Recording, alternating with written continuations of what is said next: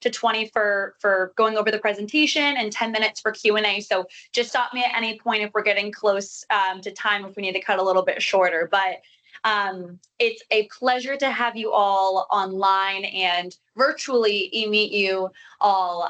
Michael and I were able to get in contact through his work actually with Leighton in the R&D credit. Me and him were able to really deep dive into, MAMP, understanding more of the organization further, and see, what offerings and education we can share with you all. So when it comes to the research and development, tax credit, it impacts more industries than not. So thank you again, Michael, for setting this up, and excited to go over this presentation. My name's Taylor. I am part of our partnership division here.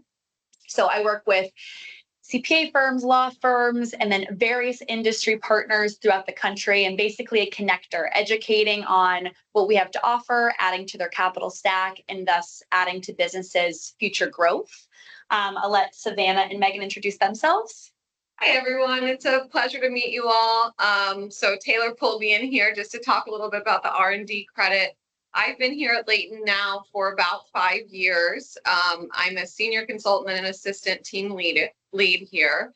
My background is originally in chemical engineering, which is, as you imagine, why I work primarily on the R&D tax credit and other innovation incentives, such as grants and orphan drug tax credits and things.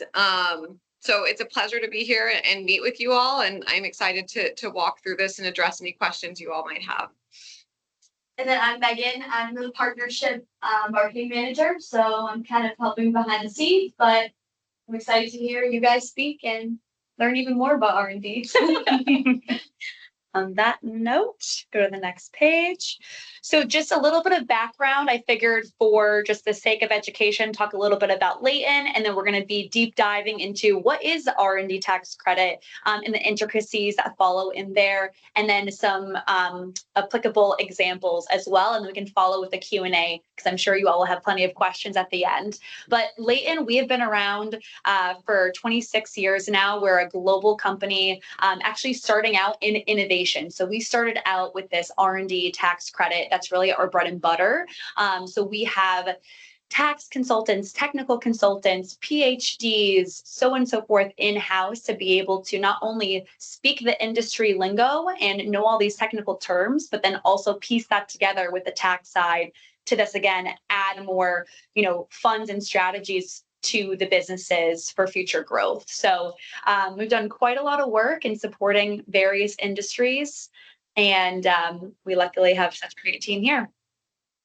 So alongside the R&D tax credit, we do have a couple of other specialties, and happy to answer any questions, post this conversation as well. But we do the energy efficiency incentives. So if you own a commercial or residential building, cost segregation, again, going along with the real estate aspect, state and local tax, say you're going to trade shows or remote employees, so on and so forth in that regards. And then grants and incentives, another big one for innovation and adding funds to one's company. And with that being said, I'll pass it over to Savannah to talk about R&D, and a big one with 174. I'm going to hand that to you in case people come in. So I wanted to briefly address this before I get into the R&D tax credit, and really the purpose of highlighting this IRS Section 174 requirement is it's more than likely that a lot of you all have been impacted by these regulatory changes that were put in place in 2022. So for those of you who might not be familiar or who maybe aren't as aware of the kind of tax positions, Section 174 is essentially a change that occurred in 2022 and onward that requires research expenses, technically R&E expenses, to be amortized and capitalized over a 5-year period. So you aren't able to realize the full amount of any of those expenses that were spent towards research in the first year in which they were spent. Now it has to be over 5 years. So the research expenses that are relevant to Section 174, and likely your CPAs are doing this, or your accountants, or if you guys are the accountants, you're already doing this. But it can include things like patent filings, any rent costs, utility costs, wages, supplies, any portion of those expenses that was spent towards research now need to be amortized over 5 years. So the impact that this is having with a lot of our clients, a lot of the businesses that I speak with, is it's essentially causing companies to see an increase in taxable income. And this is resulting in increased tax liability, usually within the first 3 to 4 years of having to amortize or capitalize these expenses. So the reason I want to highlight this is a compliance regulation, right? So companies just have to be doing this. If you're doing even anything remotely related to research, then this is something that you're going to have to be doing. So the R&D tax credit can actually be used to alleviate this impact. So there were no changes made to the R&D tax credit. It's remained the same, and it's a permanent tax credit. I'll talk a little bit more about it. However, it's important to note that this is kind of a tool that can be leveraged to help companies not realize that full tax liability or that full tax increase as a result of the TCJA. Now, the R&D tax credit was established in 1981, and its purpose is to reduce income tax liability for companies that are performing research.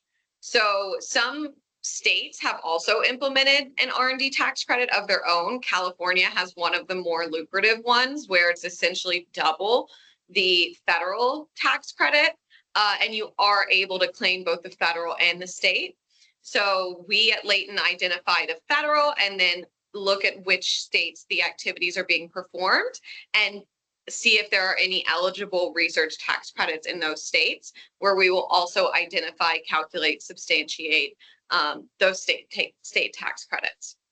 So a lot of businesses are really unaware that they're eligible to claim the research and development tax credit. That's something we run into quite often. I think that businesses and business owners tend to have this idea that when you hear R&D, it's like in a lab with like beakers and you have to be doing kind of pure research, when that's not actually the case.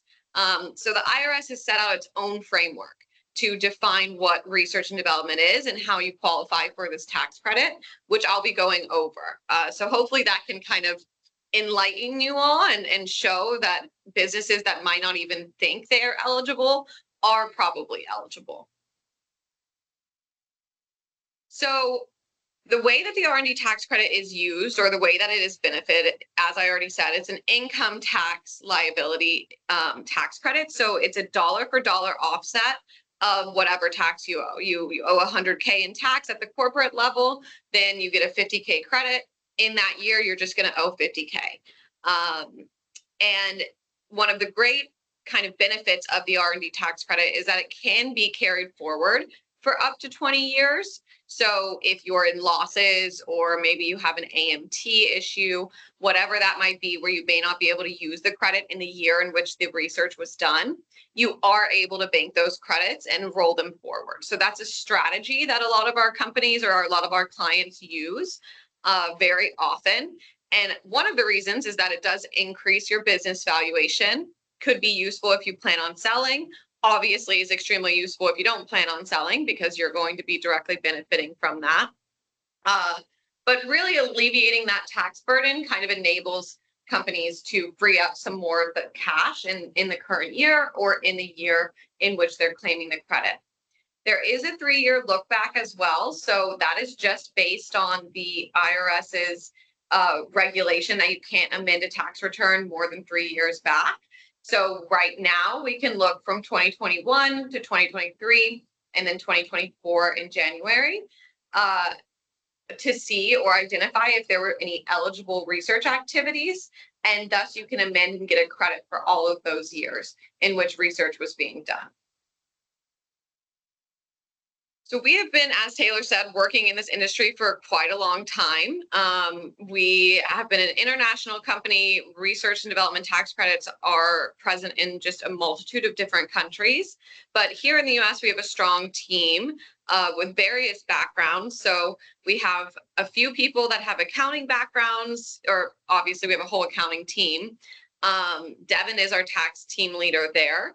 We work in life sciences and agriculture, so pharmaceutical industry, biotech. Allison is our manager in that industry, and she has a chemical engineering background like myself. Ignacio, he has a civil engineering background, so his team works a lot with material science engineering, aerospace engineering, architecture engineering. We also have our SVP that I just wanted to highlight because I know this organization that you guys are a part of might do a lot with aerospace. Our senior vice president actually has a PhD in aerospace engineering, so I think he would be ecstatic just to know that we are having these conversations with you guys. We also have in-house counsel that helps with audit defense of regulation. So Jen Bolton, she's been working in the R&D tax credit from a legal perspective for about 30 years. And then myself and Matt is also an attorney in-house. So they can help with any of those issues that come up during filing with the IRS. So there are over 65 different industries that are eligible to claim the R&D tax credit. Obviously, I'm not going to list all of these out, but as you can see, this just highlights how enormous and how beneficial this credit is and how many different industries it impacts. Engineering, software, biotech, pharmaceutical, material science, simple manufacturers like who are doing process improvements, just an entire array of industries are eligible to claim the R&D tax credit. So what is research? I think that's kind of one of the key questions, right, that we're probably all here today to learn. And the way that the IRS kind of defines it is different than how most people would think of it as research. So they have 4 criteria that they use to determine whether certain activities are research and development activities. And we call that the 4-part test. So in the industry, in the niche tax credit industry, if you ever hear anyone say, do they pass the 4-part test? This is what they're going to be referencing. So the first part of this is that the business or the company needs to have what they call a new or improved product, technique, formula, process, software, whatever that might be. It's called a business component. So anything that is where you're working to improve upon in your business or anything that's developed that's new can also be included as a business component. The second criterion is that the activities being performed need to be technological in nature.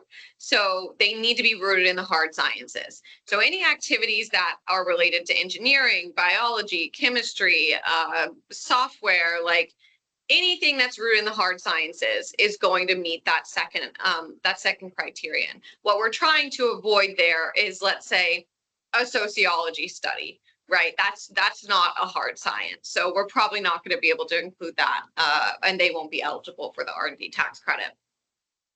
The third criterion is that there has to be a process of experimentation. So the key principle here is that you have to have one or more alternative that's being evaluated. An example I like to use is manufacturing because it demonstrates kind of what it's talking about here pretty easily.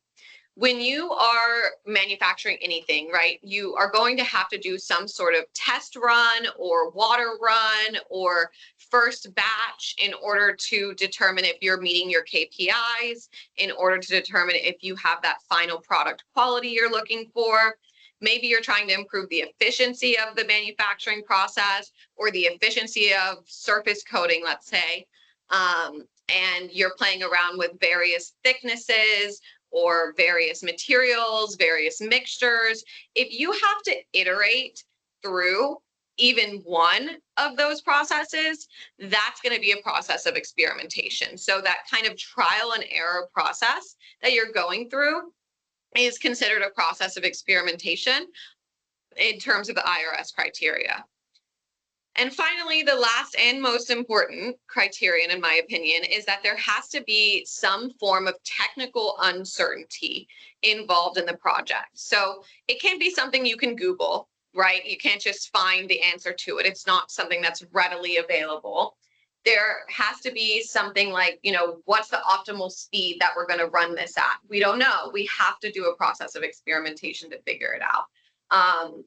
What's the optimal size or optimal material to use? That's an uncertainty. And so highlighting those challenges or those uncertainties that you guys have faced, that's going to fulfill that final criterion. So each project has to meet all 4 of these. So that's definitely something that's important to keep in mind. But we go through each year with our clients and essentially just talk to them about their business, and we'll pull out those business components or those projects that we think are eligible for the R&D tax credit. Now, when it comes to actually calculating the credit, right, we have that first step, which is we would talk to you, we would have someone in your industry, so someone with a material science background, someone with a mechanical engineering background would talk to you about your R&D projects. And once we identify the eligible projects in each year, we would then move to the calculation portion. And so Layton takes a dual approach, like we have a technical person and then we have a financial person on it. And the financial person would be looking at 4 different expenses or expense buckets where we can pull those research expenses from. So we are able to look at salaries, so W-2 employees that have participated in the research activities. And that could be anyone who's directly performing them. If you have engineers working on them, it could be someone who's directly supporting them. So maybe some sort of associate engineer, and it can also be people directly supervising them. So maybe like an operations officer or something along those lines. We also look at subcontractors. So if you guys have anyone coming in and you're paying them a 1099, or maybe you're paying a laboratory or some third party to do testing that's required for your research project, we are able to include the costs of those outside contractors. However, there is a haircut at 65% inclusion. All that means is for a W-2 employee, if they're 100% R&D, then we can include 100% of their salary. However, if a subcontractor is 100% R&D, we can only include 65% of their payment. And that's just because the IRS wants to make everyone hire people instead of using subcontractors.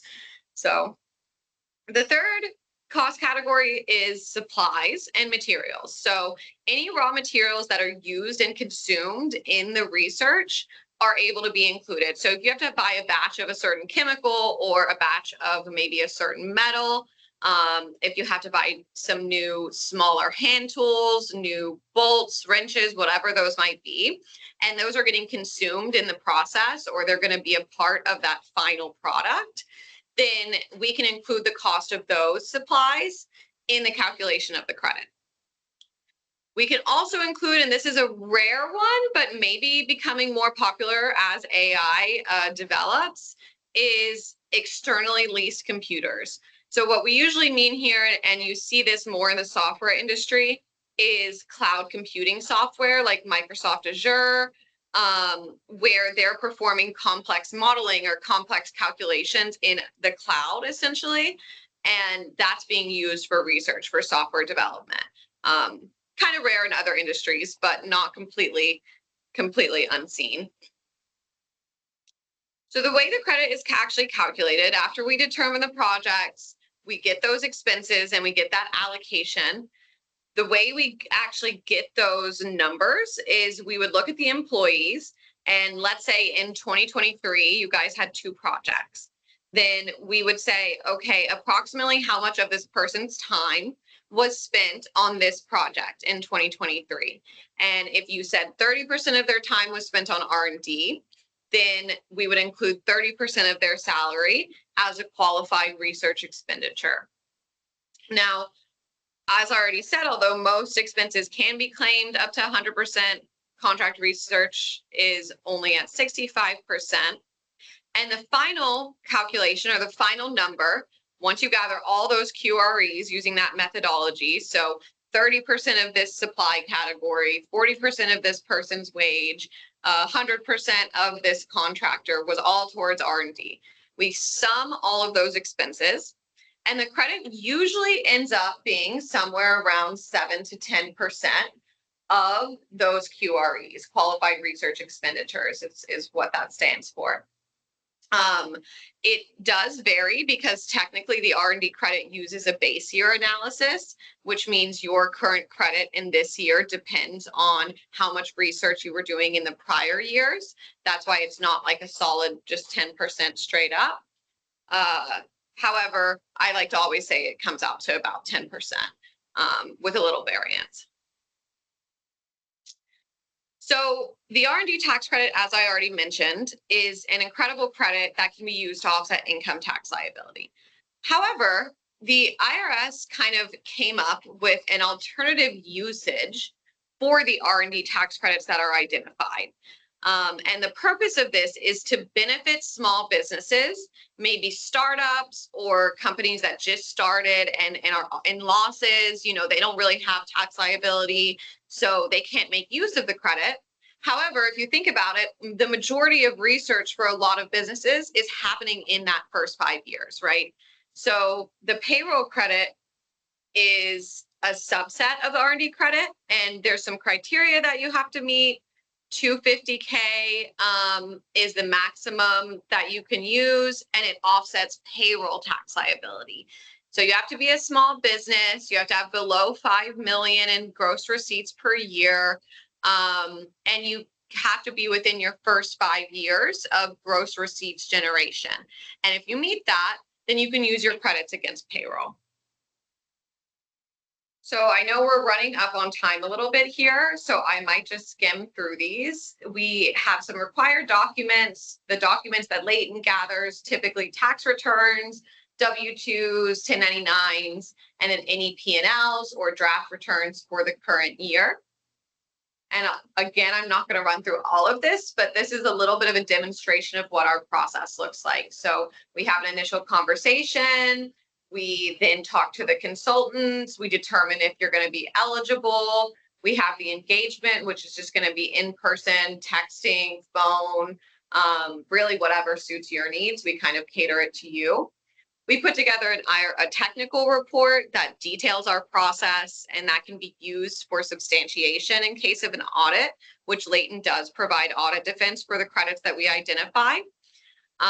We then deliver draft tax forms. So your CPAs literally just have to copy and paste into the real forms. Everything's already prepared for you. We then will walk through all of our findings, the tax forms, the process for filing, any final questions your CPAs might have. And after that, you'll file or you'll amend your returns. And we would do this year over year. So I've been working with businesses for like 7 years on these R&D tax credits, and it's something you can just continuously claim as long as you're doing research. A few case studies. So for the manufacturing industry, you know, for this company, we were able to identify 167K in credit for 1 year. Company size is about 34 employees. And then the engineering industry. So this was more kind of robotics engineering. And we were able to qualify 35% of their time. They had about 50 employees, 80K credit for 1 year. 210K total for 3 years. So significant tax savings, you know. And I think that's it. Awesome. Thank you, Savannah. So I know we went over quite a lot of questions. Quite a lot of information, but I know we're, getting up at 4 o'clock here, but if there's time for a few minutes for any questions you wanted to go over, please feel free to shout. We're happy to go over them.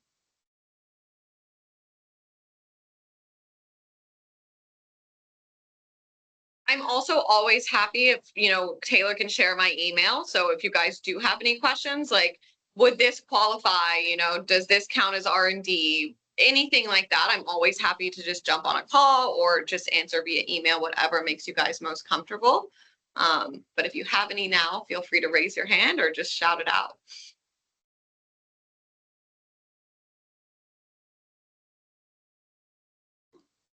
I Did don't you have have any- any questions because I've been working with you guys for years and getting a lot of much needed tax credits. So no questions for me.